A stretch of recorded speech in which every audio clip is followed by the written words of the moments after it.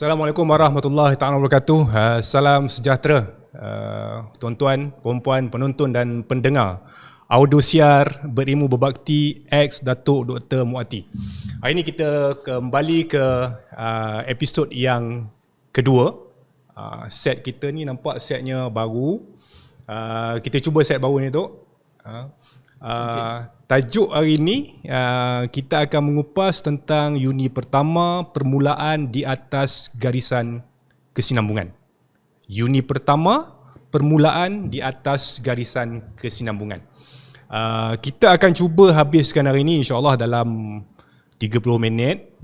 Yang lepas tu nampak kita banyak lajak lah tu. Dekat sejam kan. Yang ini kita akan cuba untuk habiskan 30 minit. Ada dua bahagian. Kita akan berehat untuk bahagian pertama dan teruskan kepada bahagian kita. Kedua kita akan cuba habiskan dalam tempoh yang pertama tu dalam 15 hingga ke 20 minit dan bergerak kepada yang kedua. Kita kalau boleh, macam saya kata tadi, 30 minit tu kita selesai lah. Kita tak nak lah bagi endorfin yang berlebihan kepada penonton dan juga pendengar.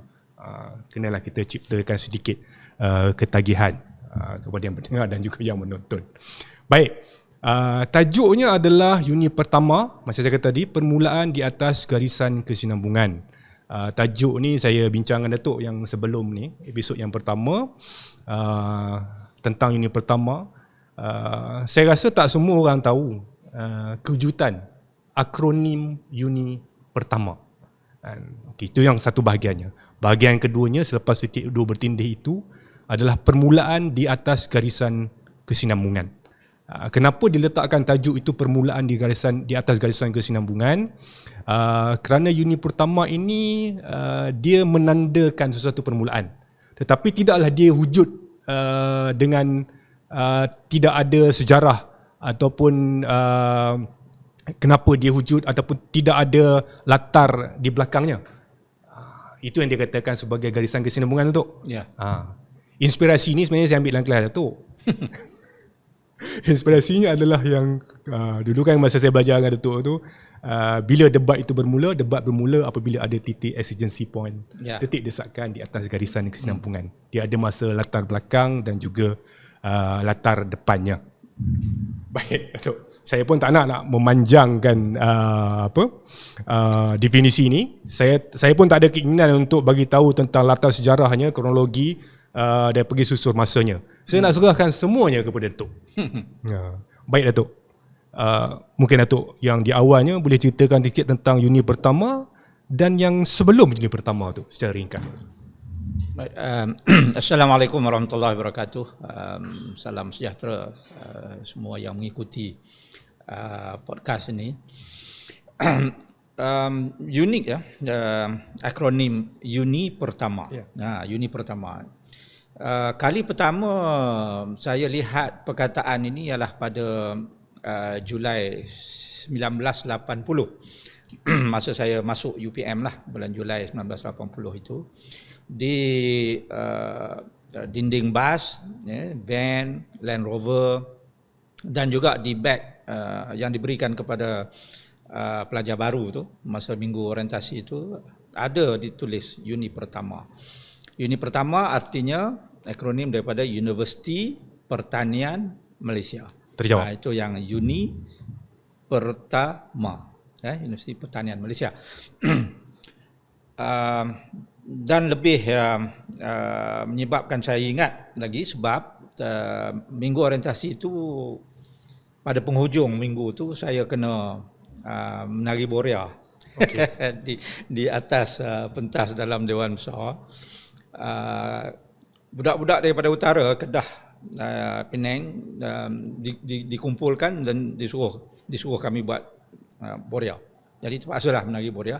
Dalam rangkap yang kami nyanyikan masa menari boria tu, ada disebut Universiti Pertanian Malaysia, uni pertama berilmu berbakti. Itu yang saya ingat sampai sekarang. Yang lain tu tak ingat dah apa benda lagi kan. Sebab kita sambil menari tu. Jadi dipadukan ya, Universiti Pertanian Malaysia, uni pertama dengan berilmu berbakti yang menjadi moto UPM sampai ke hari inilah. Waktu tu dah ada tu Waktu tu dah ada. Jadi tahun 80 tu sudah ada. Kalau kita telusuri sejarah lah, UPM ini bermula dengan sekolah School of Agriculture, itu zaman British. School of Agriculture ataupun dalam bahasa Melayunya Sekolah Pertanian. Itu pada 21 Mei 1931 ditubuhkan. Itu masa British lagi lah. Dan pada waktu itu, oleh kerana dianya adalah merupakan sekolah, jadi mereka yang belajar di sekolah pertanian itu, dia mendapat sijil untuk menjadi juruteknik pertanian. Lokasinya di sini tu? Lokasinya di sini, bangunan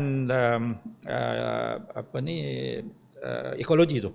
Okey. Itu bangunan asal School of Agriculture. Di bawah saya difahamkanlah, ini dengar daripada cerita-cerita senior-senior dan juga baca daripada majalah ataupun catatan yang ada dulu tu yang pernah saya terjumpa.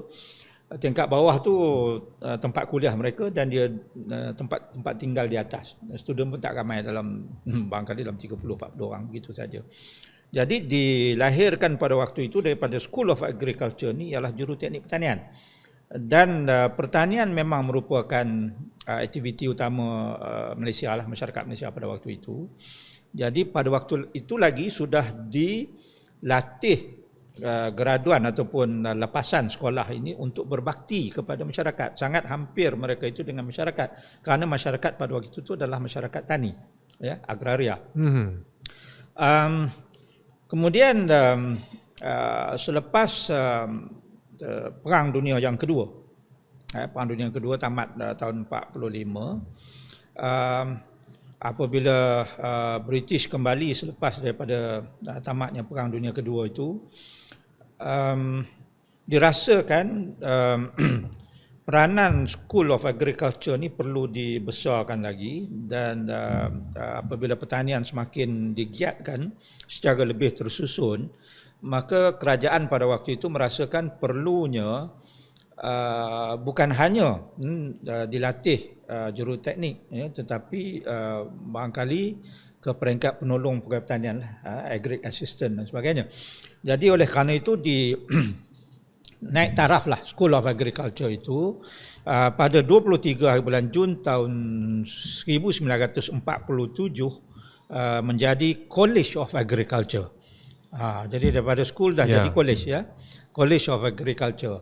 Dan college ini dia menawarkan program di peringkat sijil tadi, dan juga diploma.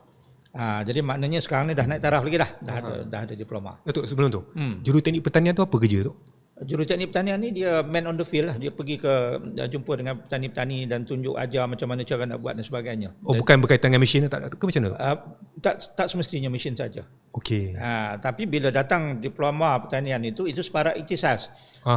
Jadi dia juga pergi jumpa dengan petani, tetapi pada waktu yang sama dah ada juga pentadbiran sikit dah. Okey. Teruskan. Itu diploma pertanian yang masyhur itu. Sebab apabila kita sebut Diploma of Agriculture, graduan daripada College of Agriculture pada waktu itu sangat satu-satunya ke waktu tu? Sebab masa itu memang tidak ada universiti lain yang menawarkan college lain yang menawarkan pertanian itu. Ya. Itu berlaku pada tahun 47. Kemudian 10 tahun sebelum merdeka. Selepas Perang Dunia Kedua, tetapi sebelum merdeka. Dan memang hasratnya selepas daripada itu nak dinaik tarafkan lagi, tetapi terganggu apabila darurat diisytiharkan setahun selepas itu pada tahun 48. Okey. Jadi darurat tu dah tergugat sikitlah perancangan, ya, untuk membesarkan lagi College of Agriculture itu. Walau bagaimanapun, selepas merdeka pada tahun 1960, sebuah fakulti ditubuhkan di Universiti Malaya di Kuala Lumpur tu, ya, dengan nama Fakulti Pertanian. Jadi fakulti di universiti artinya dia mula dah menawarkan selain daripada diploma, dia menawarkan juga ijazah lah, sebab universiti kan, full-fledged university pada waktu itu. Kemudian dirasakan ada baiknya jika fakulti itu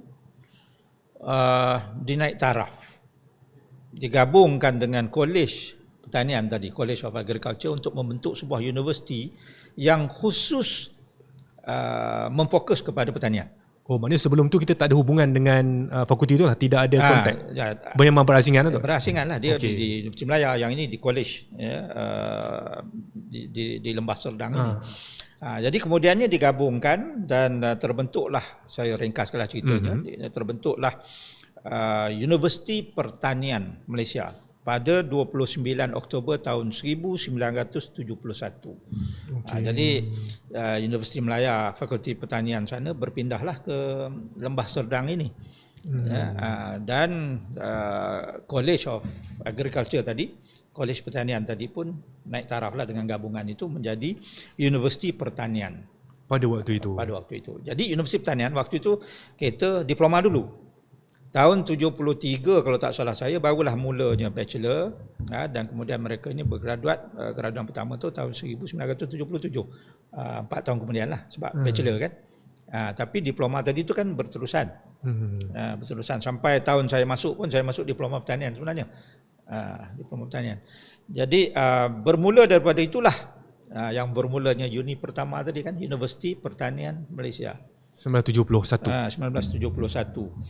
3 fakulti asas pada waktu itu, iaitu ini bidang tumpuan dia tu bidang tumpuan dia, 3 fakulti asas: Fakulti Pertanian, Fakulti Perhutanan, Fakulti Kedoktoran Veterina dan Sains Peternakan.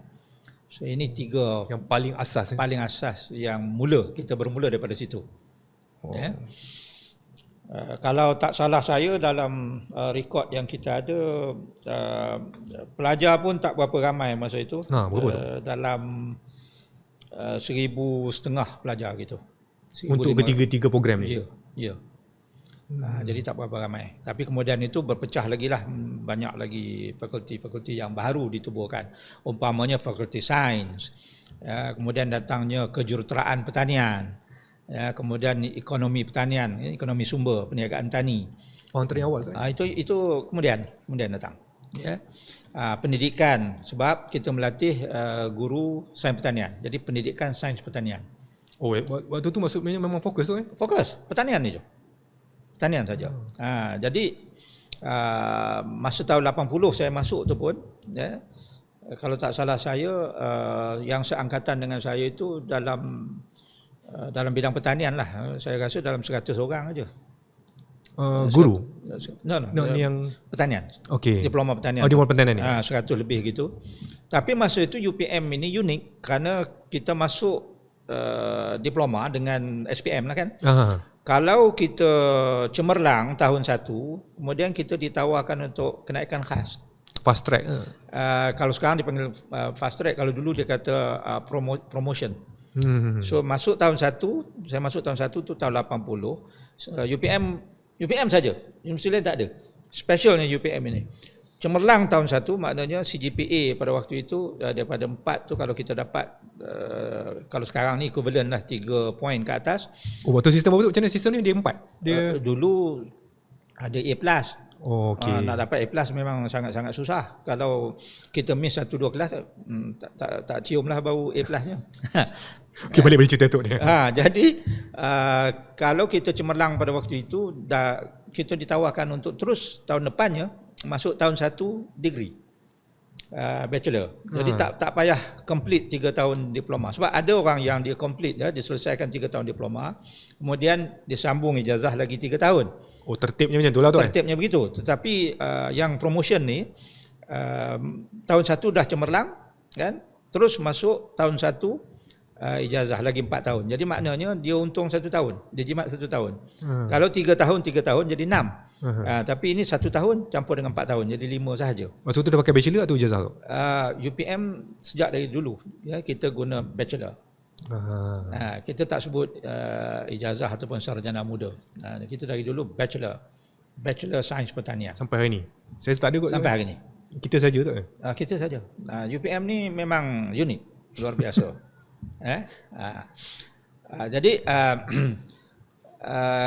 tahun 80 tu apabila saya masuk, ada beberapa perkara lah yang luar biasa di UPM. Yang pertama, fokus kita lah pada pertanian. Dan saya masih ingat lagi, kerja ladang ini merupakan sebahagian daripada kekuatan kita. Sama ada kita buat diploma ataupun bachelor. Diploma lebih lagi lah sebab dia separa ikhtisas. Jadi dia banyak praktikal. Pergi ke ladang dan sebagainya. Di sekeliling Dewan Besar tu sawah padi. Dan saya masih ingat lagi tahun 80 itu kita ada kerja ladang sawah padi. Cuma saya dari Kedah kan, jadi dah biasa dengan sawah ni. Saya tanya lah, kenapa air dalam sangat sampai ke pusat. Sawah padi kami di Kedah sampai lutut aja. Pusat kat sini tu? Oh memang. Sebab saya disuruh tolak power tiller. Power tiller ni kalau orang Kedah dia kata kubota tu kan. Ya, yang kubota. pedestrian tractor tu. Dia kata tolak masuk dalam. Saya kata dalam ni nanti tenggelam. Kan? FA, Field Assistant, dia kata tolak, jangan cakap banyak. So kita tolak jadi submarine. Dia tenggelam. Dia tenggelam. Kena tarik naik. Saya kata dalam, tak boleh. Kemudian dipindahkanlah sawah padi itu ke belakang. Kalau tak salah saya tapak hospital pengajar tu, itu sawah padi yang baru yang dipindahkan ke sana. Dan kompleks ini yang Chancellery ini pada masa itu tengah dibuat, tengah dibina. Jadi HEPA kita dulu adalah bangunan kayu yang di depan Dewan Kuliah D. Itu HEPA, bangunan kayu je. Tetapi yang menariknya satu lagi ialah sistem yang ada di UPM yang saya kira agak luar biasa, kerana kita ada kolej kediaman. Okey. Ini lagi satu yang menjadikan UPM ini luar biasa. Kolej kediaman ataupun residential college. Kita ada kolej kediaman pertama, kolej kediaman kedua, sampailah waktu itu kelima, kemudian yang baru ke-6. Masa Datuk masuk tu dah ada yang ke berapa tu? Sampai yang ke-6 baru siap. Yang kelima belum penuh. Kelima tu 4 tingkat, kebanyakan blok dia 4 tingkat, tapi didiami hanya tingkat 1, tingkat 2. Tingkat 3, tingkat 4 tu kosong lagi. Digunakan maksudnya full capacity dia satu kolej berapa? Saya ingat dalam 300-400 orang je. Sebab final year dulu single room. Final year tahun 80-81 tu dia duduk seorang-seorang. Banyak ruang lah zaman tu. Dia tak ada roommate. Ya. Saya ditempatkan di kolej kediaman kedua lah. Second college. Ya, dia punya motto second college, second to none. Jadi maknanya walaupun saya nama dia second. Sekarang kosas lah tu. Sekarang dah jadi lain lah, dia jadi kosas. Jadi saya dapati yang menggunakan konsep residential college ataupun college kediaman ni hanyalah UPM pada waktu itu dan juga Universiti Melaya. Ingat ya, kita ni ada DNA Universiti Melaya kan, Fakulti Pertanian itu daripada Universiti Melaya. Jadi mungkin kerana itu kita ambil dan kita berkenan dengan konsep residential college. Yang saya apabila saya kaji ini diadaptasi sebenarnya daripada apa yang diamalkan di Cambridge dan juga di Oxford. Bila kita sebut residential college, bukan asrama, bukan hostel. Residential college itu artinya kita membawa elemen akademik ke tempat tinggal pelajar. Jadi maknanya pelajar bukan hanya belajar di dewan-dewan kuliah di makmal sahaja, tetapi sampailah ke tempat-tempat tinggal dia itu. Maknanya dia bukan asrama, bukan tempat balik tidur, tempat makan sahaja. Dia balik kepada makmal sosial. Dia balik kepada makmal sosial. Di situ kita belajar leadership, kita belajar bersosial, kan? Banyak benda lagi lah yang kita belajar. Dan satu yang menarik ya, yang dululah, sekarang ni mungkin tak praktikal untuk diamalkan kerana lokaliti dan sebagainya. Dulu semua kolej kediaman itu pelajar yang menghuninya itu daripada program yang pelbagai. Jadi saya masa itu sains pertanian, tetapi roommate saya program lain, program kaunseling. Jiran sebelah sana itu perhutanan. Kaunseling itu memang dah ada waktu tu aja? Dah ada. Okay. Baru mula tahun 81 itu baru mula. Jadi roommate saya yang daripada diploma sains, asalnya dia pun promote juga dan dia ambil counselling kerana itu batch pertama yang ditawarkan. Jadi dia ceritalah setiap hari dia balik kuliah apa benda dia belajar sebab benda baru kan, macam mana nak nasihat orang, macam mana counselling kan. Jadi saya pula cerita macam mana nak tangkap belalang, macam mana nak rawat pokok yang sakit dan sebagainya. Jadi maknanya walaupun kita ambil satu program tapi kita tahu apa yang berlaku, apa yang dipelajari oleh kawan-kawan dalam program-program yang lain. Jadi secara tak langsung pengalaman kita, pengetahuan kita berkembang. Taklah sempit. Ya, taklah sempit, dan kadang-kadang kita pergi dengar dia punya pembentangan kursus dia tu. Sebab dia roommate kita. Dia roommate kita kan. Kita pergi, kita tengok, dan sekurang-kurangnya kita tahu lah, walaupun tak banyak tapi kita tahu. Itu satu. Yang keduanya, dulu di Kolej Kediaman juga, waktu makan, sebab makan di Kolej Kediaman kita ada 4 kali makan satu hari. Tahun 80-81 tu 4 kali makan satu hari. Minum pagi, lepas tu kita ada makan tengah hari, kemudian kita ada minum petang, dan kemudian barulah dinner, makan malam. Jadi masa makan tengah hari lah biasanya kita boleh jemput seorang pensyarah untuk datang makan dengan kita, dan masa itu kita boleh berbual dengan dia, tanya dia, dan dia pun boleh cerita. Pensyarah tak ramai tu ke? Pensyarah pun tak berapa ramai, tetapi kalau tengok muka kenal tu? Tengok muka kenal, bukan tengok muka je kenal. Kita kena tahu nama dia dan juga program dia. Bukan sekat sini je. Memang pensyarah pun kita kenal nama. Masa orientasi memang kena tahu. Terutamanya yang karakter yang pelik-pelik ni kan. Jadi dia datang dan dia bimbing kita. Jadi dia, sebab tu saya katakan pensyarah dulu dia terlibat secara langsung, aktif dalam pembentukan sahsiah kita. Kita budak-budak kampung. Budak-budak kampung, UPM ni kebanyakan yang masuk UPM tu adalah merupakan anak kampung, anak orang susah. Kita tak macam ITM masa tu kan. ITM tu anak orang bandar lah, sebab masa tu? Sebab dia English medium kan. Sekarang ni ITM yang ambil budak-budak mara yang kurang kemampuan. Ya, kebanyakannya dulu kalau kita tengok yang datang mak bapak lah pakai bush jacket sebagainya, itu ITM lah. UPM ni orang kampung. Sebab tu masa konvo dulu 70-an 80-an tu berpiknik di depan dewan tu, berkelah bawa tikar, mengkuang dan sebagainya, orang kampung. Sebab tu apabila masuk Kolej Kediaman ni, dulu di kampung setengah pada kawan-kawan saya ni bilik tak ada di rumah dia, tidur di serambi lah apa kan. Jadi bila masuk ke UPM ni dapat bilik sendiri, ada kipas pula tu, itu dah kira besar rahmat lah. Mewah, besar rahmat lah tu. Jadi dari kampung tu kadang-kadang, ialah dengan mentaliti kampung, ada yang terutamanya tahun 1 lah yang baru masuk kan, tak berapa berani, tak ada keyakinan diri dan sebagainya. Jadi pensyarah-pensyarah ni datang dan bagi teguran. Saya masih ingat pensyarah yang tegur kita, dia kata awak pergi HEPA tu, saya tengok terintai, nampak sangat kampungnya tu. Dia kata sebab itu di pejabat ni kita buat pintu supaya you ketuk, belajar ketuk pintu. Jadi sebab kita nak ketuk pintu pun tak berani, takut salah. Sebab budak kampung kan. Tahulah setengah rumah pintu pun tak ada, nak ketuk apa. Jadi kita belajarlah ketuk pintu, perkenalkan diri, lepas tu baru beritahu nak apa kan. Hands on. Dan memang kalau salah memang kita kena ketuk. Tapi rapat tu Akrab mungkin kerana bilangan tak sebesar sekarang, dan of course lah ya. Tapi kalau nak kata bukan KPI pensyarah sekarang pun, kita dah masukkan sebagai salah satu fungsi pensyarah sekarang ialah student development, pembangunan pelajar. Kalau dulu tak perlu dinyatakan begitu, tetapi pensyarah dulu itu ever willing untuk mencanai pemikiran kita.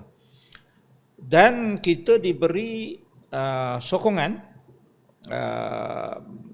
untuk melakukan banyak aktiviti di Kolej Kediaman. Antaranya termasuklah sebab Dewan Makan itu dimanfaatkan juga untuk wacana-wacana. Dan saya masih ingat lagi dulu. Dewan Makan betul tu Dewan Makan, dia panggil Dewan Makan. Dewan Makan. Sebab kita makan di dewan itu. Ramai-ramai duduk makan di situ kan bila waktu makannya.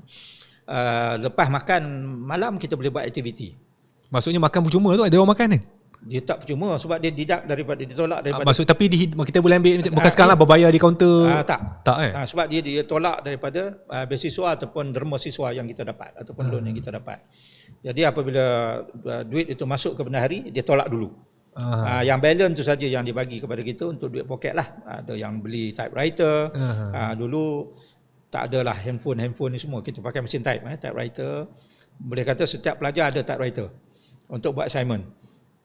Lepas tu yang lebih tu kita belilah jeans, Levi's apa benda, Adidas, Samba. Pada zaman tu tak ada isu kebuluran. Saya tak pernah jumpa pelajar yang buluh. Sebab sebab duit ada, maknanya makan dah ada. Sampai hari terakhir semester. Sampai hari terakhir semester, you tak ada duit macam mana sekalipun, kan? Boleh makan 4 kali satu hari. Sedap tak sedap tu bukan kira lah. Dia tak sedap tu bila dapat scholarship lah, sebab duit ada. Jadi tak sedap lah. Bila duit scholarship tu dah habis, sedap semuanya. Telur goreng pun sedap, kan? Ikan saya ingat lagi kita panggil ikan jaket besi. Ikan cencaru tu, dia punya kulit tu kan keras. Itu kita kata jaket besi. Jaket besi pun sedap lah masa itu. Kita boleh makan kat kuliah lain tu? Ke memang dia ada cara sistem macam mana dia marking dia? Tiap-tiap kolej sendirilah. Tapi ada juga yang kita cubaan tu adalah kita rasa tak berapa sedap, kita pergilah cari kat kolej lain. Oh, ada jugalah. Ada. Ikut pandai kita lah tu kan. Memang ada ranking kolej-kolej yang sedap ke? Ada. Memang ada. Yang mana? Contoh kolej 3 tu sedap lah. Sedap lah tu. Jadi ramai orang daripada kolej lain yang menyelinap masuk untuk makan di situ. Kadang-kadang tak bagi, ditahan. Kadang-kadang barangkali ada lebih, dia biar je. Gitu. Tahun 80 tu tahun apa? 80, 81, 82 kita awal 80-an. Awal 80-an tu kolej 3 paling top lah. Paling sedap. Alumni boleh sahkan lah. Yang mana yang dengar ni boleh sahkan. Di kolej lain tu biasa-biasa je lah. Tapi kadang-kadang kolej 3 pun datang makan kat kolej kita juga. Dia pun nak cuba lah. Dia nak cuba satu ataupun ada dia punya girlfriend ke boyfriend kat situ. Ada daya tarikan lah. Ada daya tarikannya. Kalau dah macam tu, semua orang datang ke tempat makan. Memang tempat pertemuan. Ya. Tempat jodoh pun kat situ lah. Ya, di situlah juga. Kalau nak cuba kat situ lah. Jadi masa itulah macam-macam berlaku lah. Kan? Jadi saya katakan tadi, lepas makan malam itu boleh adakan aktiviti. Dan saya masih ingat semasa isu BMF yang kita sama-sama pernah terbaca kan, skandal BMF itu, kita jemput wakil-wakil daripada UMNO, wakil daripada PAS, wakil daripada DAP untuk datang dan bercakap. Dan mereka ni, wakil-wakil ini yang datang, memang kita berhujah dengan floor lah, dengan pelajar. Sebab lepas dia bentang, kita bagi wakil dari floor, student, untuk menyuarakan pandangan, ketidaksetujuan dan sebagainya. Jadi yang selalu jadi wakil UMNO tu Ikhwan Nasir, arwah Ikhwan Nasir. Wakil PAS arwah juga Suhaimi Said, lawyer. Kemudian wakil DAP masih ada lagi Dr. Tan Seng Giau. Itu yang selalu datang, dan selalu dia orang ni dah tak kisah dah. Kena bu pelajar dulu, bukannya agresif kan? Bukannya semua baik kan. Ada yang kepala tak apa betul. Kalau dia tak setuju, jawab yang dia soal tu tak berapa betul ke, dia bu je ramai-ramai. Masa tu aku dah ada tu kan? Ya, saya masuk selepas aku. AUKU itu selepas tahun 74 gitu. Tapi sudah ada. Dan itu tidak bercanggah dengan AUKU sebab kita nak tahu perkembangan. Apabila kerajaan kata dia nak gubal Dasar Pertanian Negara, kita buat program begitu. Kita panggil orang daripada Kementerian Pertanian untuk datang cerita Dasar Pertanian tu, apa yang pelajar UPM boleh sumbangkan, begitu. Diskusi intelek tu bukanlah perkara yang baru di sini. Maksud sambutan pelajar waktu tu hangat. Sebab malam kita tak ada benda nak buat. Nak tengok TV pun hitam putih. Boring. Jadi baik kita pergi dengar ceramah ataupun dengar forum kan. Tapi kalau dah banyak sangat forum, kita pun naik muak jugalah. Sebab siang dah kuliah, malam forum lagi. Kalau sebulan sekali boleh pitam. Jadi sebab itu kita ada sekali-sekala lah 1-2 forum gitu. Dan saya ingat tahun 80 tu, masa saya masuk tahun pertama tu, ada seorang penceramah yang hebat datang ke UPM. Dan ramai orang pergi dengar. Masa tu dia tak buat di Kolej Kediaman, tapi dia buat di Dewan Kuliah Lama. Dewan Kuliah Lama tu maknanya pusat komputer sekarang ni. Institut Teknologi, Institut Matematik tu. INSPAM sekarang. INSPAM. Dulu Konvo di situ. Konvo di situ sebelum Dewan Besar. Sebelum Dewan Besar tu digunakan pada tahun 79 kali pertama. Jadi saya pun datanglah tahun 1 baru kan. Sini ajak, jom pergi tengok. Kita pun pergi tengok. Ada seorang orang muda bercakapnya berdegar-degar. Orang student pun masa itu cukup suka dia. Anwar Ibrahim. Pada ketika itu. Mewakili Habib. Angkatan Belia Islam Malaysia. Oh, dia hentam habis kerajaan. Waktu tu dia bukan pro lah kan? Abim waktu tu macam mana dia punya ni? Dia Sekarang mesra kan, buat macam mesra. Dulu tu dia bercakap tentang Islamisasi. Masa itu Islamic Wave tu dah mula nak masuk ke universiti. Jadi dia menegur kerajaan lah, terutamanya benda-benda yang dirasakan tidak. Dia dibenarkan masuk waktu tu? Dia dibenarkan masuk dan kita pergi dengar. Saya rasa tahun berikutnya itu apabila dia dah masuk UMNO, dipujuk oleh Dr. Mahathir. 1 tahun atau 2 tahun selepas itulah. Dia datang sekali lagi ke tempat yang sama, tapi sambutan hambar. Kerana pada waktu itu dia sudah pun bercakap mewakili UMNO dan dia lebih kepada nak memberi justifikasi kenapa dia menyertai kerajaan yang memerintah yang sebelumnya itu ditegur-tegur. Tapi maknanya mahasiswa pada masa itu memang begitu, dia hiduplah dengan hidup dan dia memanfaatkan waktu. Jadi dalam usaha mahasiswa ni nak menghayati dan memahami apa dia berilmu berbakti. Sebab tu digalakkan. Dan setiap organisasi ni yang nak menganjurkan ni, selain daripada masa itu kita adalah PMI, Persatuan Mahasiswa Islam. PMI dah ada tu? Dah ada, PMI dah ada, PMU, Persatuan Mahasiswa Universiti itu yang umbrella lah, yang besarnya. Kemudian kita ada Persatuan Mahasiswa Pertanian umpamanya. Masih ada lagi? Fakulti lah, fakulti. Jadi setiap persatuan itu ada penasihatnya yang terdiri daripada pensyarah. Jadi kalau kita nak organize satu program, memang kita akan dapat nasihat daripada pensyarah ni. Itu sebab saya kata pensyarah dulu memang terlibat membimbing. Di luar kelas, di dalam kelas dan di luar kelas? Di luar kelas. Dalam kelas itu akademik. Dalam kelas akademik. Di luar kelas itu pembinaan karakter. Pembinaan karakter. Dan saya mengaku terus terang bahawa karakter saya, psikologi saya ni dicorakkan oleh pensyarah-pensyarah. Tradisi Serdang ni? Ya, tradisi Serdang. Tradisi Serdang. Kalau tidak, saya budak kampung je lah. Tak berani itu, tak berani ni. Tapi apabila saya datang, saya dicabar, dimarah mula-mulanya. Siapa pun melalui proses itu. Jadi itu manfaat yang kita dapat. Barulah kita kemudian menghayati, ini yang dikatakan berilmu. Masa itu kita ada diploma pertanian yang saya sebut tadi.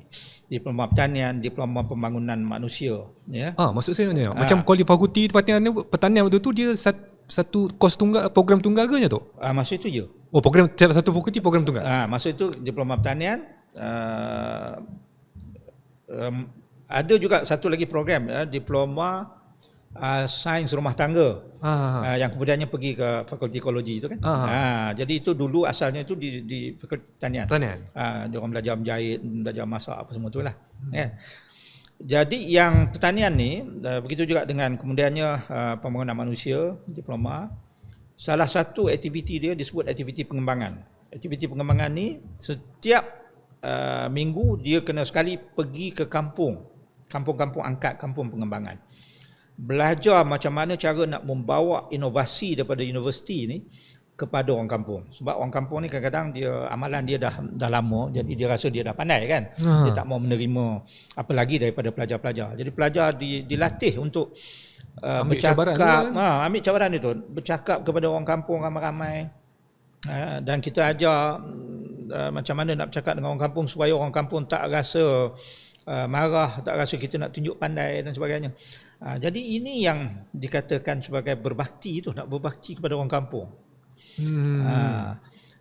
Masa tu ialah masa diploma pertanian tu. Dan setahun sekali pula pelajar diploma pertanian itu dia kena anjurkan satu hari besar yang dinama Hari Petani. Hari Petani itu diberi anugerah kepada petani yang cemerlang. Dia buat di sini ke tu? Dia buat di Serdang ni, dibawa dengan bas petani-petani daripada kampung-kampung bagi terdapat datang ke UPM. Dia orang value base pada dia masuk kampung angkat tu macam tu. Macam dia buat penilaian untuk yang ditengok aktiviti pertanian yang dibuat oleh petani tu. Berapa income dia tersusun tak. Ada lah tim yang pergi tengok lah. Ada. Record buat assessment dia. Ya, record pertanian dia ada ke tak ada. Jadi rapat lah macam mana? Rapat lah orang industri dengan tu. Ya, memang akrab betul. Memang akrab betul pelajar diploma pertanian tu dengan orang kampung, dengan masyarakat. Sebab tu berilmu berbakti tu saya kata itu tepat sangat. Ya. Sehingga kan pelajar diploma kita itu apabila dia keluar bekerja saja, dia sudah pernah lalui ini semua. Proses tu dah lalu lah. Dah lalu. Sebab tu bila dia masuk bekerja, kalau bos dia kata kita nak anjurkan program ini, tak ada masalah. Dia dah pernah pun buat satu program peringkat besar macam ini. Jumpa orang tak adalah makhluk asing. Tak adalah nampak sangat-sangat, kalau orang Kedah kata sangat perak lah. Tak berani nak buat itu, tak berani nak buat ni. Jadi ini adalah merupakan exposure, pendedahan yang sangat bagus masa uni pertama. Saya duk membayar. Okay, soalan terakhir tu sebelum kita berhenti. Ni Ya. pun dah dekat 35 minit dah ni. Aduh, itu lebih time. Sebab Datuk pun dah belajar dan bekerja di sini. Kalau ikut ceritanya tadi, diskusi intelek tu dah berlaku dulu. Memang banyak. Banyak di sini dia dan dia meriah. Ya. Dia dapat sambutan. Bila yang dia nampak mula surut tu? Saya rasa yang menjadi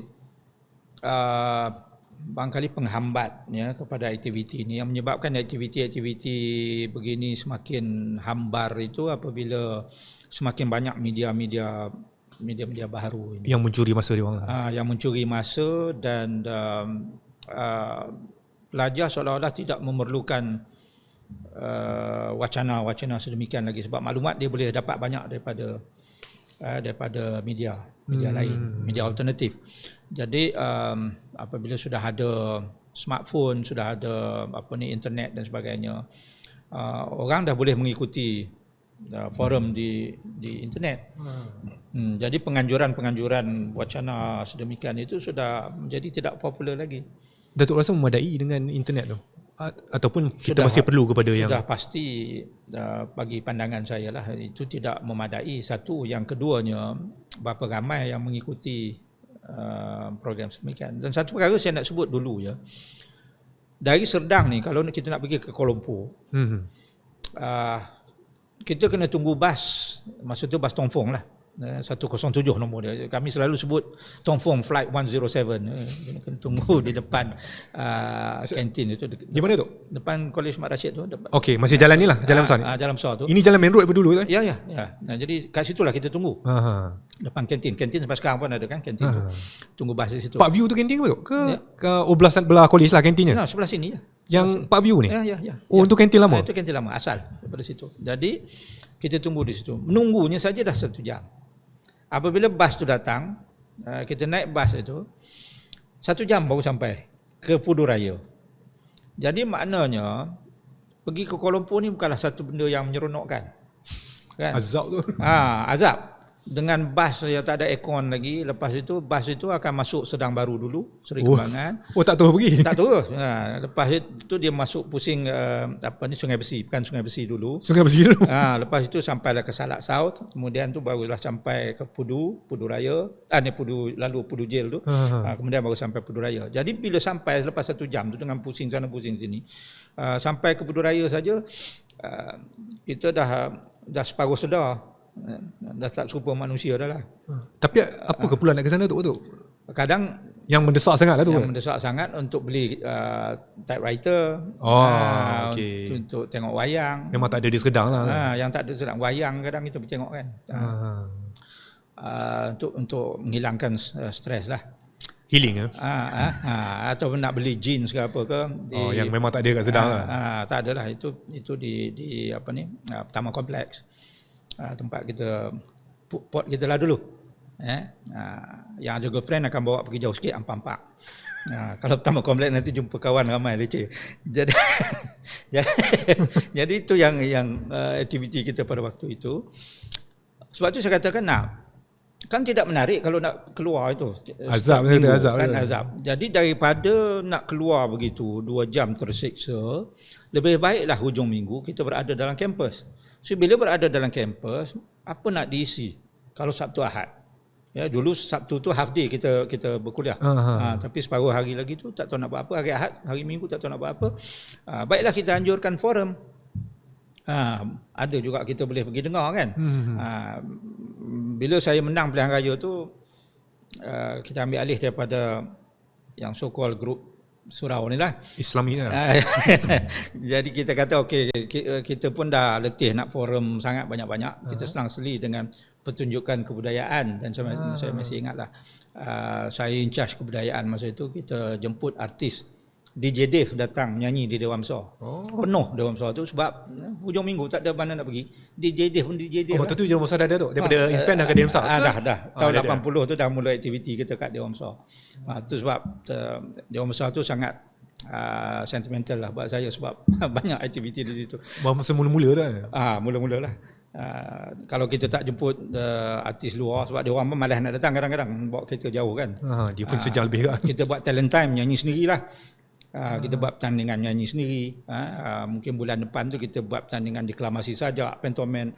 Jadi ada saja aktiviti yang menyebabkan pelajar itu rasa seronok nak duduk dalam kampus daripada pergi ke Kuala Lumpur keluar. Sebab 98% pelajar dahulu tidak ada kenderaan yang membolehkan mereka pergi jauh. Kalau ada pun motosikal kapcai untuk pergi ladang aja. Ada seorang dua ex-diploma yang dah bekerja, mungkin dia ada kereta, dia bawa kereta kan. Yang itu saja yang keluar. Tak ada masalah parking lah macam mana kan? Tak ada. Sekarang ni situasi berubah sebab kebanyakan pelajar ada akses untuk keluar. Sama ada dia ada kenderaan sendiri ke apakah. Jadi sebabnya hari Jumaat kita balik dah. Jadi hujung minggu tu dia tidak ada dalam kampus. Jadi mana ruangnya untuk kita buat forum, kita buat wacana intelek begitu? Di mana ruangnya? Kalau kita nak buat hari biasa, dia orang dah kuliah sampai pukul 4, pukul 5 dah letih. Jadi sebab tu saya katakan situasi dah berubah, menyebabkan cara pelajar-pelajar ni pun dah berubah lah. Kalau dulu lain. Baik Tok, ini pun dah dekat 40 minit. Saya rasa kita berehat sekejap. Kita akan sambung ke bahagian kedua.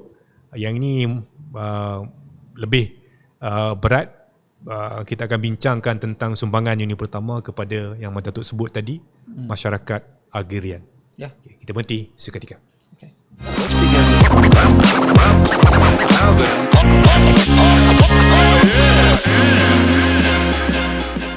Baik, kita sambung untuk bahagian kedua. Terima kasih kerana masih kekal bersama dengan kami, penonton dan juga pendengar di dalam talian dan juga yang dalam studio ni. Kalau tuan-tuan ada dengar yang bunyi yang pelik-pelik sikit tu, memang ada. Kami taklah kami berdua saya di sini dan kru-kru ada penonton di sini. Baik Datuk, tadi kita janjikan kita nak cerita tentang sumbangan Uni Pertama kepada masyarakat agrarian. Tapi sebelum kita pergi tu, saya rasa mungkin kot kita boleh cerita balik pasal lokasi Uni Pertama tu. Selain daripada Sedang. Dulu lagi kita punya kampus induk di Lembah Serdang lah, Serdang Valley ni. Kemudian pada waktu yang sama kita ada beberapa kampus cawangan dan juga stesen penyelidikan. Stesen saja tu stesen saja. Macam yang kita ada sekarang ni di Port Dickson itu adalah kita punya research station Aquas tu. Dulu kita ada satu kampus cawangan di Semenggok di Kuching di Sarawak yang kita panggil itu sebagai UPMCS, UPM Cawangan Sarawak. Kemudiannya kerana nak dibesarkan lagi kampus itu, maka kerajaan Sarawak memindahkan dengan memberi sebuah kawasan yang besar di Bintulu. Sebelum tu Bintulu tak ada gitu Belum. Jadi yang di Semenggok tu kemudiannya berpindah ke Bintulu, dan Bintulu tu dari segi keluasan dia kurang sikit daripada yang kampus induk di Serdang. Besar. Memang besar sebab pertanian dia perlukan kawasan yang luas untuk ladang-ladang, sebab kita ada macam-macam tanaman kan yang estate ladang yang kita nak belajar manage. Kemudian apabila kita ada program perikanan dan sains samudera, kita perlukan mulanya research station. Fakulti itu pertanian tu? Perikanan tu di fakulti pertanian ke dia ada mungkin dulu daripada sains peternakan kot dia branch out, tapi kemudian masa saya masuk tu sudah ada fakulti perikanan dan sains samudera. It's a faculty di kampus ini, tetapi dia punya station dia itu adalah di Mengabang Teleport. di Terengganu, tepi laut.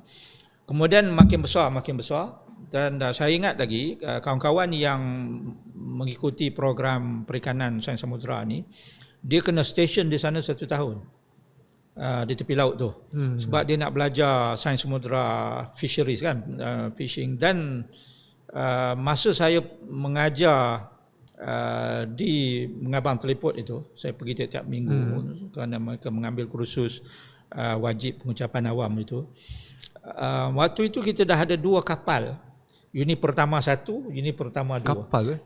Kapal ini adalah kapal yang digunakan untuk pergi ke laut dalam. Untuk satunya study marine science dan juga fisheries. Laut Cina Selatan? Ya, Laut Cina Selatan. Tapi kemudiannya kita terpaksa jual lah sebab maintenance kapal ini terlalu tinggi. Lebih mahal maintenance daripada kapal kan. Kemudiannya kampus di Mengabang Teleport itu kita naik taraf menjadi college university, yang kata custom tu kan. Dan akhirnya dia menjadi full fledged university lah. UTM yang Universiti Terengganu sekarang ni lah. Dan kita bagi dia autonomi lah. So ini adalah merupakan lokasi kita lah. Tapi yang induknya di sinilah sampai sekarang. Dan sekarang ni kita ada yang di sini, kita ada yang Aquas itu station, kita ada kampus Sarawak di Bintulu, dan kemudian ada jugalah stesen-stesen lain lagi, umpamanya di Genting kalau tak salah saya. Bintulu tu pernah ditutup tak? Dia sebenarnya walaupun kita tutup operasi tetapi masih lagi di bawah UPM. Satu ketika itu kita tutup operasi, saya tak ingat berapa tahun, dan pernah juga disewa oleh entiti lain kan. Kita beri entiti lain, tapi kemudian kita buka balik lah. Dan sekarang ni diploma semuanya kita buat di sana. Dan kampus induk ini daripada bachelor sampai ke PhD. Semengguk waktu tu offer ditawarkan Semengguk masa itu ditawarkan diploma. Diploma. Diploma. Seingat saya Semengguk tak ada bachelor waktu itulah. Lepas dia pergi ke Bintulu barulah ada. Macam Bintulu di awal lah. Di awal saya tak ada degree bachelor juga asalnya. Pre-diploma dan diploma. Itu juga pre-diploma kalau di Sarawak sana. Ya. So itu adalah saya kira dari segi lokaliti UPM. Okey, baik. Kita nak pergi kepada masyarakat agrarian. Macam mana tu? Dari segi satu, Datuk macam dah terang tadi rapatnya dengan kaum tani semua. Pengembangan. Ya. Dalam unit pertama tu, sumbangan kita tu memang amat dirasai, amat diperlukan, amat didambakan ke macam mana pada zaman-zaman awal? Zaman itu kita punya fokus aktiviti pertanian, ekonomi kita banyaklah kepada pertanian ya. Selain daripada pertanian makanan, kita ada juga komoditi ya, macam getah, kelapa sawit, koko dan sebagainya. Jadi oleh kerana itu kita lihat UPM melahirkan pegawai untuk agensi-agensi ini. Sebab itu satu ketika kalau kita tengok yang menjadi pegawai di agensi-agensi pembangunan ini, boleh katakan ada saja orang UPM, graduan UPM. Tambah dia pertanian? Pertanian ataupun pembangunan lain. Ini termasuk kemas umpamanya. Kalau kita pergi ke kemas dulu kan, kemajuan masyarakat. Kebanyakannya daripada Fakulti Ekologi. Yang betul kata sains rumah tangga. Ya, sains rumah tangga, pembangunan manusia kan. Itu di sana.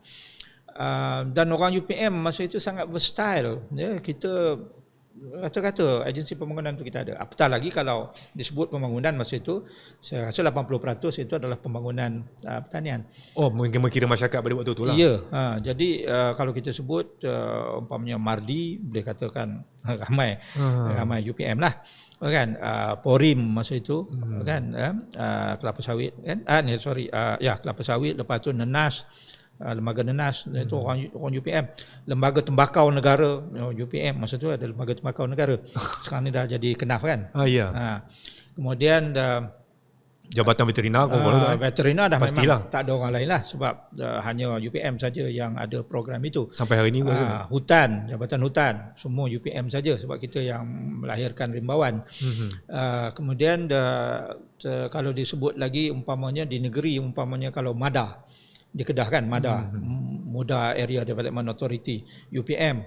Di luar kawasan MADA itu kalau Kedah juga UPM yang majoritinya. Kemudian kalau di Kelantan sana kalau disebut pegawai KADA, Kemubu Area Development Authority, budak UPM. Jadi Kau boleh pasaran kau orang tak ada isu lah macam tu. memang laku betul. Cuma mula agak kurang laku itu apabila selepas tahun 85, 84, 85 itu dah mula ada backlog. Tapi sebelum tu senior-senior saya tengok belum habis final exam lagi sudah ada offer kerja. Sampai setengahnya ini sombong sikit dia orang. Ada yang pergi ambil final exam tu dah pakai tie. Kita tanya pasal apa pakai tie. Dia kata you are talking to an officer. Bukan main. Sebelum itu tahun 80 saya masuk UPM tu, senior datang, kebanyakannya pakai seluar pendek, stokin panjang, bawa Land Rover, isap pipe, manager ladang. Jadi kebanyakannya tu manager ladang. Masa itu kita produce banyak manager ladang. Jadi kita pun boleh tengok sini datang begitu, wah, inspirasi. I want to be a manager. Sebab manager ni macam raja lah dalam ladang tu. Dan ladang masa itu kebanyakannya adalah ladang British lah. Sam Darby, Berlow kan, Bastard, lepas itu banyak lagi lah yang orang putih punya ni yang kemudian zaman-zaman ladang banyak tu. Kemudiannya dibeli balik oleh kerajaan kan. Tapi itu 80-an awal ni. Kemudian daripada itu dah mula kita keluarkan pegawai-pegawai untuk agensi-agensi pembangunan. Tapi kemudiannya lewat 80-an 90-an tu dah ada backlog. Universiti lain pun melahirkan ramai graduan. Maka competition itu begitu hebat dan kerja tak banyak. Jadi banyak jugalah yang jadi guru yang kemudiannya pergi buat diploma pendidikan kan, ditambah DipEd itu. Diploma yang berkaitan dengan pertanian waktu tu ada masalah yang begitu juga ke? Dia sebenarnya tak ada masalah sebab kalau ada saja keperluan pertanian ataupun pembangunan masyarakat, memang UPM pilihan pertama lah. Pilihan pertama, mudah dapat. Mudah dapat. Umpamanya apabila saya keluar tu tahun 85, kita pergi interview untuk pegawai pembangunan di Kedah, di Kedah tu. Boleh kata yang datang interview tu semua kawan-kawan daripada UPM. Datuk pernah pergi interview, maksudnya Datuk pernah kerja selain daripada UPM tu? Saya tak pernah kerja, saya pergi interview, saya dapat offer, tapi dalam saya duk berkira nak pergi bekerja sebagai pegawai pembangunan di Kedah tu, saya dapat offer untuk jadi tutor di UPM. Jadi saya pilih UPM lah. Dan saya bagi post itu kepada kawan saya. Lepas tu tutor di fakulti? Okey, saya belajar sains pertanian. Major saya dalam bidang pengembangan. Sebab saya jenis suka bercakap. Jadi, seronok nak bercakap pada orang kampung kan. Tan Sri Nayan masa itu dia kata pergi tambah belajar, dalami ilmu bercakap. Retorik. Itu yang saya pergi belajar retorik di Amerika tu. Masa interview tu pun saya sebut pada dia, saya kata kalau saya ditawarkan untuk pergi tambah belajar sains pertanian lagi, saya tak nak lah. Sebab saya dah letih belajar sains pertanian ni kan, dengan menghafal nama inseknya, nama bajanya, nama penyakit, scientific names dan sebagainya. So dia kata no, we are not sending you for agriculture science. We have enough lecturers for the time being in agriculture science. Kita hantar you untuk pergi belajar communication. So itu yang saya pergi ke Amerika tu, belajar communication. Dan UPM masa itu kalau kita tengok, boleh kata tutor yang diambil walaupun untuk social science and humanities adalah lepasan UPM tu sendiri. Yang maknanya kita punya basic ialah sains pertanian. Macam saya. Dan senior saya pun macam itu juga di jabatan komunikasi itu kan. Walaupun dia mengajar komunikasi tapi bachelor dia tu pertanian. Meneroka bidang baru, basic pertanian masih ada? Masih. Selepas pada saya satu batch masih lagi kita ambil daripada sains pertanian untuk pergi belajar mass communication. Sebab masa tu kita ada komunikasi pembangunan, development communication, tapi kemudian berkembang lah. Sampai sekarang ni lah. Sampai sekarang lah dia makin berkembang. So kalau dulu walaupun ada kursus-kursus lain, tetapi elemen lain itu mempermantapkan pertanian. Contoh saya katakan tadi itu komunikasi pembangunan, komunikasi juga, tapi komunikasi yang menjurus kepada pembangunan. Dan dalam konteks waktu itu pembangunan pertanian lah. Kalau maksudnya kalau kerja tu kita akan kerja di agensi tu yang komunikasi pembangunan ni. Agensi pembangunan. Buat penerangan tentang pertanian. Penerangan, jabatan penerangan, jabatan-jabatan pengembangan di Kementerian Pertanian, begitu. Jadi makna orang yang membawa inovasi, yang mengkomunikasikan inovasi itu kepada masyarakat. Masa tu kita ada engineering, tapi engineering pertanian, agri engineering. Dan saya masih ingat dia fokus dia pada traktor, pada inilah machinery pertanian itu. Komunikasi betul silibus pertanian kena ambil tu. Ya. Silibus pertanian kena ambil juga. Ya. Sebab kita tak ada bachelor komunikasi, kita ada bachelor sains pertanian, major komunikasi pembangunan, major pengembangan, begitu. Yang pada satu ketika tu saya rasa komunikasi tu dah tak ada subjek pertanian pun boleh bergaduat. Ada satu masa tu. Ya, tapi kalau kita tak faham pertanian, itu yang kita tak ada benda yang kita nak bawa. Kan, jadi maknanya berbanding dengan orang yang belajar pertanian saja yang ada technical knowledge, kita juga ada satu lagi ekstra, iaitu ilmu untuk mengkomunikasikan pertanian itu kepada masyarakat. Teknikal tu faham lah. Kena faham lah. Macam tu dah hafal nama saintifik apa semua kan. Ya, kita belajar sama dengan orang lain. Kita belajar soil science, sains tanah. Kan dia orang terjun dalam pit, kita pun terjun dalam pit untuk tengok apa jenis tanah dia, apa kekurangan dia, baja apa nak bubuh, semua kena tahu. Nak nasihatkan orang kampung tu. Nak nasihat orang kampung. Kalau tidak orang kampung sergah kita kan. Benda tak tahu banyak. Adakah baik saya nak sentuh tentang masyarakat agraria ni pada satu masa dia macam Datuk katalah dia besar. Ya. Malaysia ni tumpuannya pertanian, kemudian berubah kepada industri. Pada ketika berubah pada industri itu kita terkesan ke macam tu? Program kita dikaji from time to time. Jadi kita sesuaikan program itu dengan keperluan masyarakat. Sebab itu pada satu ketika tu saya tak ingat tahunnya, Bachelor Sains Pertanian itu dimatikan dan ditukar nama Bachelor Sains Bioindustry. Pernah? Ya. Tukar buang tu pertanian? Dia sebut bioindustri sebab waktu itu kita tengah fokus kepada industri. Tetapi kemudiannya kita dapati bahawa ada banyak masalah juga dan sambutan pun tak berapa daripada masyarakat. Mengelirukan terutamanya daripada sektor peladangan. Sebab itu kita berbalik kembali kepada Bachelor Sains Pertanian. Maksud tu di Fakulti Pertanian lah pada Dover tu tak? Ya, pertanian. Fakulti Pertanian. So saya tak ingat tahunnya. Itu selepas daripada saya bergraduat tahun 85 itulah. Tu dah balik bekerja? Saya balik bekerja tahun 88 selepas selesai master di US. Jadi masyarakat agraria kita pun semakin berubah. Komoditi pun semakin berubah kan, benda dinamik ni. Kecuali beberapa tanaman yang asas lah, macam getah tu masih ada lagi.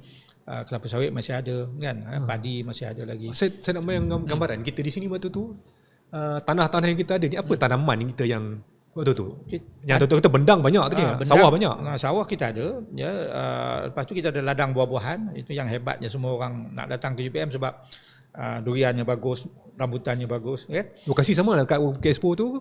Ya. Dengan ladang bakar kulit 6 tu lah sekarang. Kalau durian je di situ kita ada ladang 5 dia panggil itu. Lepas tu ada lain-lain lagi lah, duku, langsat, dokong semua. Kemudian kita rambutan itu yang reka bentuk.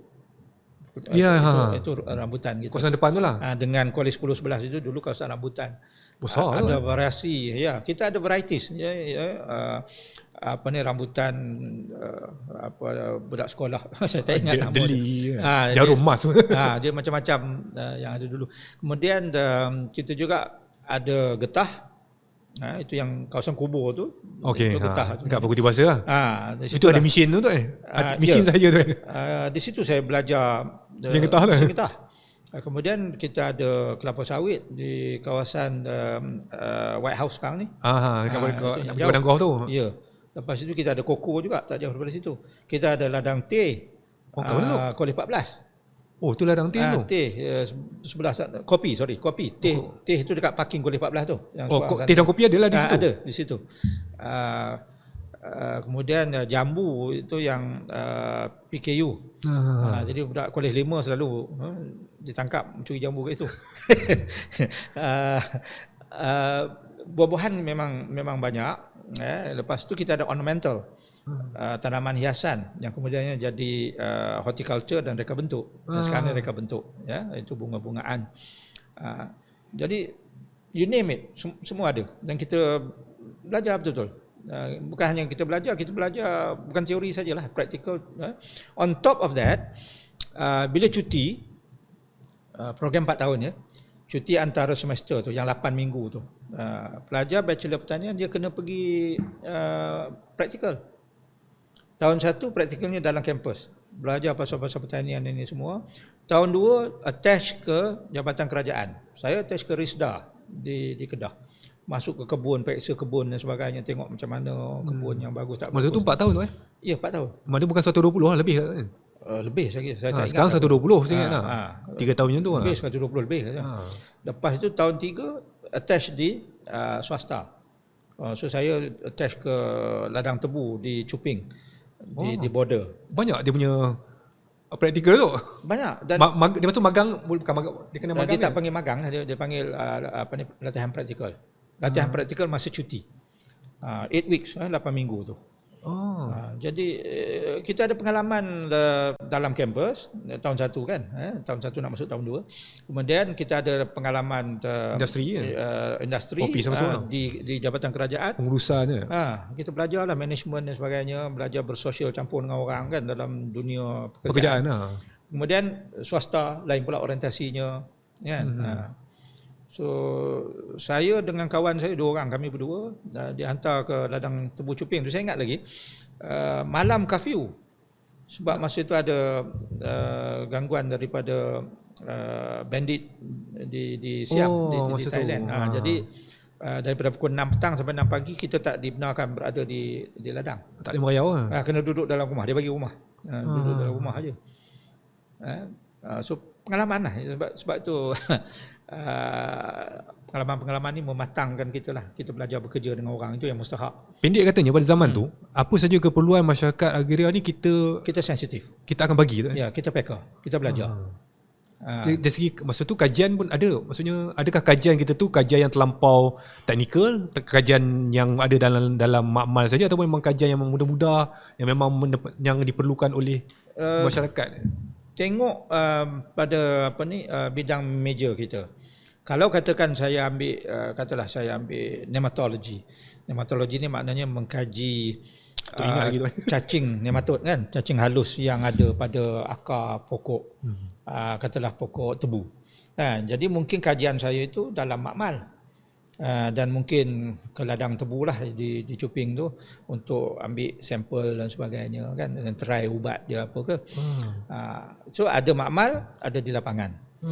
Macam yang lebih kepada social science humanities, mungkin kajian itu di kampung. Jadi saya buat tesis saya itu, saya pergi buat observation ke, interview orang kampung ke apa ke untuk saya menulis tesis saya.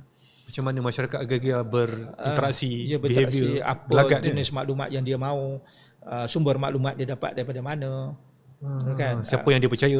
Siapa yang dia percaya. Kalau dia tak percaya, dia tak akan berubah. Kita pergi bagi tahu dia tukar baja, guna baja ni, tukar benih kan. Terutamanya kalau getah, kita suruh dia potong untuk tanam semula. Orang kampung tak berapa percaya sebab dia kena potong dulu pokok getah dia tu. Nanti hasilnya bagaimana, berapa tahun lagi. Memang macam tu? Macam mana nak meyakinkan dia? Lepas itu sementara nak nunggu getah dia tu boleh hasil, boleh toreh kan, kita suruh dia buat tanaman kontan umpamanya, ataupun sheep rearing, dia pelihara kambing ke apa ke.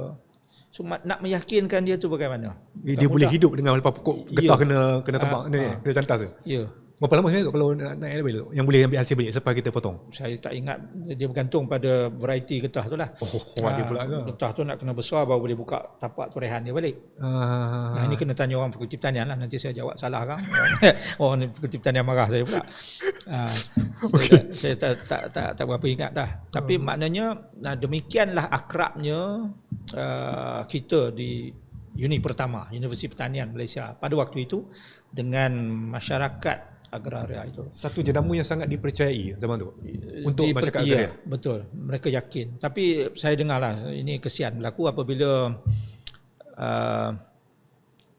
kita tutup, masa itu kita tutup PPPL, Pusat Pengembangan dan Pendidikan Lanjutan, yang memang di pusat itulah saya belajar komunikasi pembangunan, saya belajar pengembangan kan. Bila kita tutup dan kita pecahkan PPPL itu, yang komunikasinya tinggal di sana, itu yang jadi jabatan saya sekarang. Kemudian yang pengembangannya itu kita kata ini pendidikan dewasa, pergi ke Fakulti Pendidikan. Arwah Dr. Azhari tu. Ya, di sana. Dan kampung-kampung pengembangan yang saya sebut tadi itu, di Labu Sendayan, di Olak Lempit, di Sasapan Minangkabau, apa semua itu, kita putus hubungan. Diploma pula tak buat lagi di sini, hanya ada di Bintulu. Jadi kita tak ada dah praktikal pengembangan tu. Petani yang dulunya kita bimbing itu dia hilang arah, terputus, hilang arah. Sehingga kan ada juga yang mereka itu jadi tukang pelihara ayam untuk KFC. Memanglah ada market kan, dia pelihara bagi makan saja. Market pun dia tak payah fikir kan. Orang KFC bagi semuanya. Tapi kita persoalkan tentang ilmu lah. Ilmu tak dapat lagi lah. Dia hanya jadi, dia betul nak pakai pekerja saja. Pekerja je lah. Keusahawanan tu tak ada lah kan? Tak ada lagi dah unsur keusahawanan, tak ada lagi dah unsur nak compete jadi pekebun yang terbaik sebab nanti hari petani ada hadiah dan sebagainya. Itu sudah tidak ada, kita putuskan. Jadi itu yang, yalah, pada waktu itu tumpuan kita tidak pada pertanian, kita kata industri kan. Sehingga kan tahun 97 itu ditukar nama kepada Universiti Putra Malaysia. Itu yang ini kita nak masuk tu. Kita nak masuk yang soalan terakhir kita ni. Itu yang ramai mengandaikan bahawa kita dah tak buat pertanian, tapi sebenarnya tak betul. Kita tak tinggal pun pertanian. Cuma sebagai universiti, di samping pertanian tu kan, veterina, perhutanan, pertanian sendiri, kita masih ada. Cuma kita juga mengizinkan bidang-bidang lain yang dulunya elemen sokongan, dia berkembang. Macam dulu komunikasi pembangunan dia berkembang jadi komunikasi full flash lah, yang ada broadcasting dan sebagainya. Kalau dulu tu engineering pertanian, dia berkembang menjadi engineering dan ada engineering lain, mechanical, ada komputer, aerospace dan sebagainya. Dia berkembang. Bukan makna kita buang yang lama tu, masih ada, tapi elemen tu kadang-kadang dah tenggelam lah, tak nampak sebab dia ada benda lain lagi kan. Cuma ni masa yang AI, yang PM Perdana Menteri PMS datang tu, fakulti nampak macam di Fakulti Sains Komputer tu, banyak dia punya IoT yang dia buat tu. Betul. Untuk pertanian kan? Ya, betul. AI, betul. Jadi elemen tu sentiasa ada sebenarnya. Cuma orang tak faham dan dia kata UPM dah tinggalkan pertanian. Tidak, tak betul. Malah fakulti-fakulti asas yang saya sebutkan tadi itu masih ada dan mereka juga berkembang. Kan? Satu ketika dulu kita ada ekonomi pertanian, ekonomi sumber, perniagaan tani. Tapi kita tak boleh halang dia daripada berkembang. Tetapi tidak menghilangkan elemen tadi, DNA dia tu. DNA itu ada. Cuma barangkali yalah, kadang-kadang itu kita letak di housing lain, di tempat lain. Tak salah, macam broadcasting tu, dia punya fokus dia adalah kemahiran broadcasting belian pertanian. Ya. Macam mana nak mempromosi pertanian, macam mana nak promosikan pertanian, macam mana nak gunakan media baharu ni untuk mengembangkan ilmu inovasi pertanian dan sebagainya. Sebab sekarang ni pun umpamanya kalau orang menggunakan drone, kan, petani menggunakan drone, kan. Takkan kita nak pergi kampung nak mengajar dia orang cara tradisional lagi. Tak selari dengan perkembangan dan juga permintaan zaman. So bagi saya lah, kalau tanya saya, kita tak pernah tinggal. Kita tak pernah tinggal pertanian. Salah lah kalau orang kata kita meninggalkan pertanian. Cuma kita meninggalkan pertanian cara tradisional. tumpuan kita ialah sesuai dengan perkembangan semasa. Kita tak pernah lari daripada garisan kesinambungan tu. Kita tak pernah lari. Di Seperti atas- mana kita bermula tahun 31 tu, kan, daripada sekolah jadi kolej, daripada kolej jadi universiti pertanian, daripada universiti pertanian jadi universiti Putra, masih lagi mengalir dalam tubuh kita itu darah yang sama, pertanian. Dia cuma ditanda oleh beberapa permulaan baru lah, daripada Ya. uni pertama, UPM, tapi landasan kesinambungan tu sama tak? Masih sama dan bagi saya masih relevan. Masih relevan. Sampai yalah selagi orang memerlukan makanan, memerlukan pertanian, selama itu relevan. Yang terakhir tu sebelum kita ni. Ya. Kita dah tampak tadi lah yang orang persepsi mengatakan bahawa kita telah meninggalkan garisan kesinambungan tu. Apa yang boleh kita buat untuk jenama yang dipercayai, yang Maksud Datuk cakap tadi, tanggapan dan persepsi tu masih mengatakan bahawa kita kekal di atas landasan garisan kesinambungan ni? Satu perkara kita kena mungkin dalam bentuk yang berbeza lah. Kalau dulu kita sebut pengembangan, sekarang ni disebut jaringan masyarakat, kan, jaringan industri, jaringan masyarakat itu, knowledge transfer. Tu ada bidang portfolio TNC khas. Ya, sebab sehingga kan kita ada TNC khas untuk melihat hubungan kita dengan masyarakat. Kita pun ada buat program-program ataupun projek-projek knowledge transfer, KTP, disebut KTP, knowledge transfer program, program pemindahan pengetahuan itu. Dan satu ketika kita gunakan Al-Falah sebagai kita punya tumpuan. Moto masih lagi berilmu berbakti, tetapi Al-Falah tu maknanya sama-sama berjaya, kejayaan bersama. Maknanya universiti berjaya, masyarakat juga turut sama berjaya, tempias daripada knowledge yang dijana di universiti itu. Jadi keakraban barangkali dalam bentuk yang bukan seperti dululah. Maknanya kalau dulu kita sebut kampung pengembangan, mungkin sekarang ni diwujudkan makmal-makmal sosial. Mungkin tidak lagi kampung, tetapi komuniti setempat, komuniti di Serdang, sekolah-sekolah yang kita angkat menjadi sekolah angkat kita untuk kita berkongsi pengetahuan dan ilmu yang terjana di sini. Itu satu. Yang keduanya, kalau dalam komunikasi itu saya rasa dia ada macam tribe. Kita bina tribe. tribe yang dibina, Pok-pok lah tu sasaran yang berbeza mengikut keperluan yang berbeza. Tahun lepas kita hidupkan balik majalah pengembangan.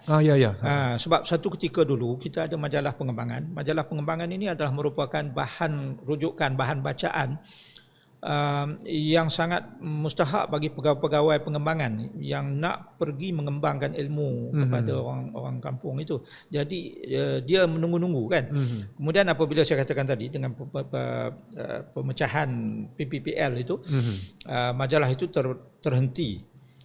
Dan sama dengan orang kampung pengembangan yang hilang arah, pegawai-pegawai pengembangan ini juga hilang panduan.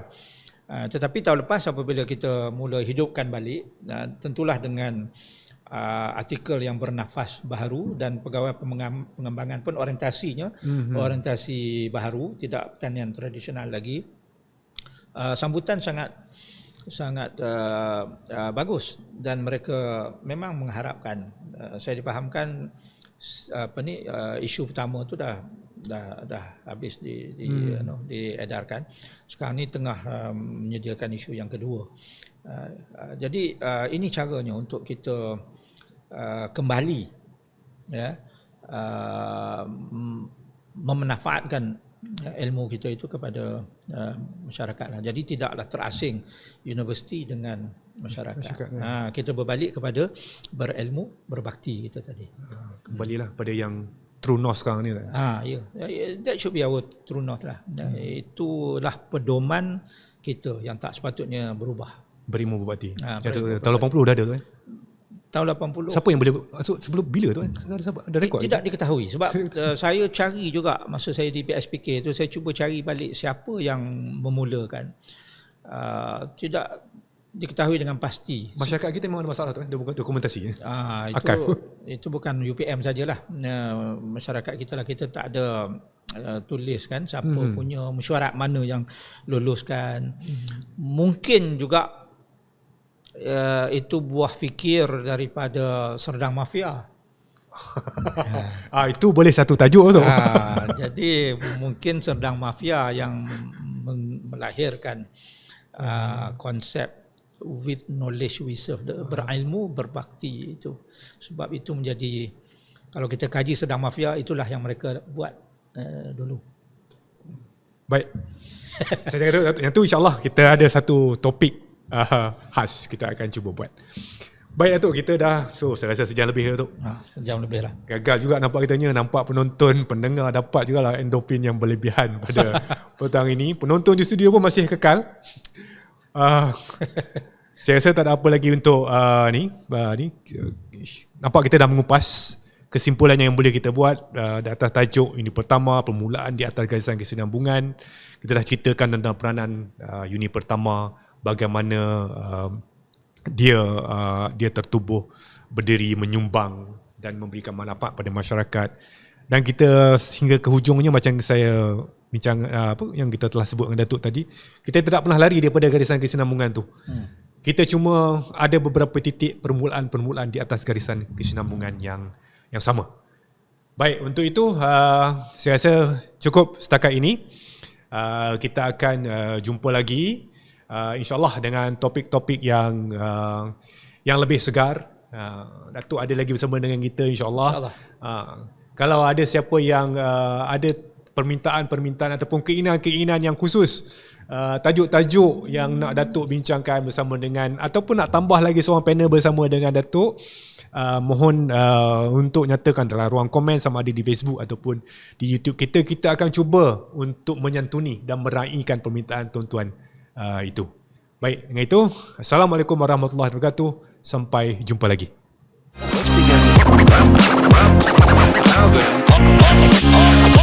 yeah.